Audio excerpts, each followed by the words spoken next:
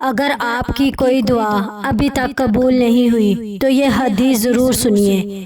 رسول اللہ صلی اللہ علیہ وآلہ وسلم نے فرمایا کہ ہمارا رب تبارک و تعالی ہر رات آسمان دنیا کی طرف نزول فرماتا ہے۔ اس وقت جب رات کا آخری تہائی حصہ باقی رہ جاتا ہے اور فرماتا ہے، کون ہے جو مجھ سے دعا کرتا ہے کہ میں اس کی دعا قبول کروں؟ کون ہے جو مجھ سے مانگتا ہے کہ میں اسے دوں؟ کون ہے جو مجھ سے بخشش طلب کرتا ہے کہ میں اس کی بخشش کروں؟ یہ حدیث اللہ کی رحمت اور مہربانی کو بیان کرتی ہے۔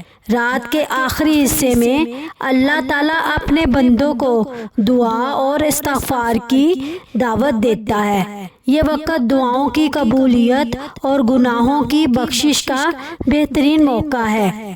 رات کے آخری پہر اٹھ کر اللہ سے تعلق مضبوط کرے، کیونکہ یہ دعاؤں کی قبولیت کا خاص وقت ہے۔